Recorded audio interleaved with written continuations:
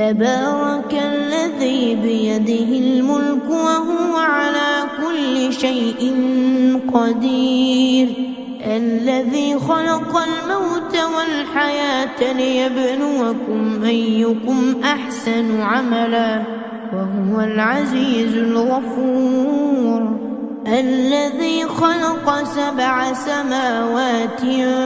طباقا ما ترى في خلق الرحمن من تفاوت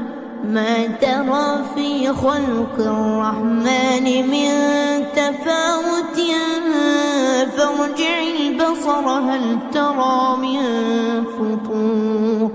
ثم ارجع البصر كرتين ينقلب إليك البصر خاسئا وهو حسير ولقد زينا السماء الدنيا بمصابيح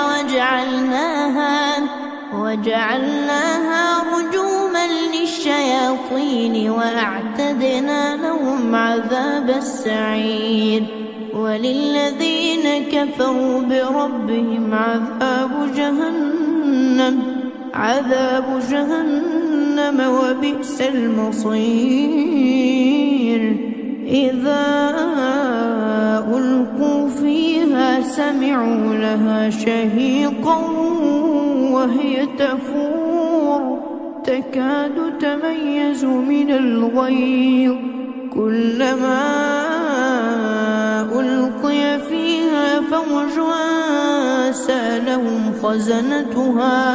سألهم خزنتها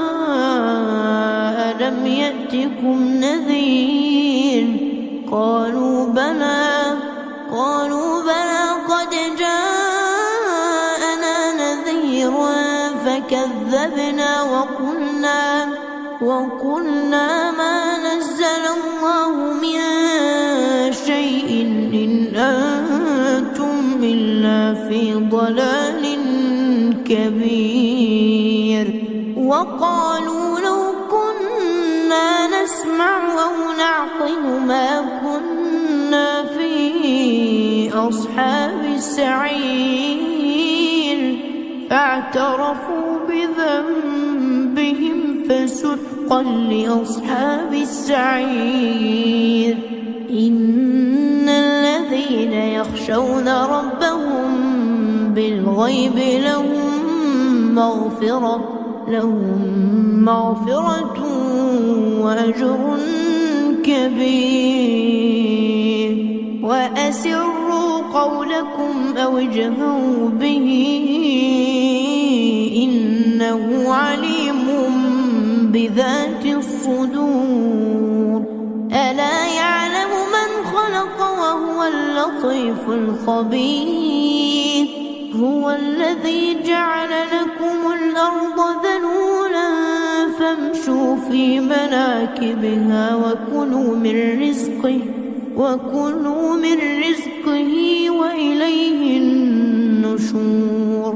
أأمنتم من في السماء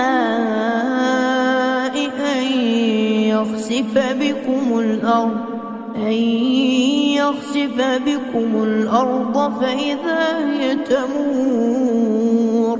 أم أمنتم من في السماء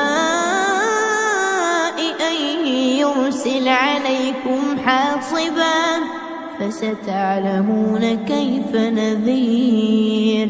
ولقد كذب الذين من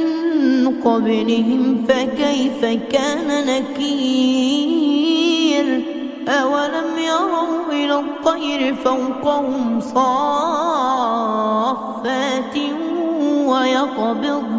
ما يمسكهن إلا الرحمن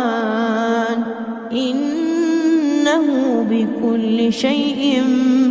بصير أمن هذا الذي هو جواد لكم ينصركم من دون الرحمن إن الكافرون إلا في غرور أمن هذا الذي يرزقكم من أمسك رزقه بل لجوا في عتو ونفور أفمن يمشي مكبا على وجهه أهدى أمن يمشي سويا على صراط مستقيم قل هو الذي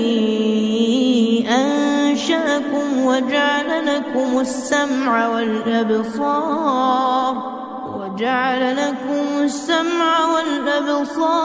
والأفئدة قليلا ما تشكرون قل هو الذي ذرأكم في الأرض وإليه تحشرون ويقولون متى هذا الوعد إن كنتم صادقين قل إنما العلم عند الله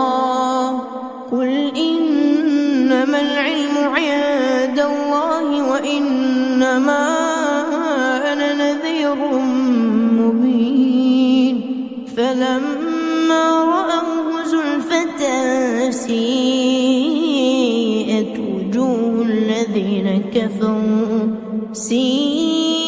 وجوه الذين كفروا وقيل هذا الذي كنتم به تدعون قل أرأيتم إن أهلكني الله ومن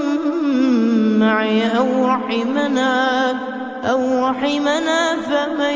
يجير الكافرين من عذاب أليم قل هو الرحمن آمنا به وعليه توكلنا فستعلمون من هو في ضلال مبين قل أرأيتم إن أصبح ماؤكم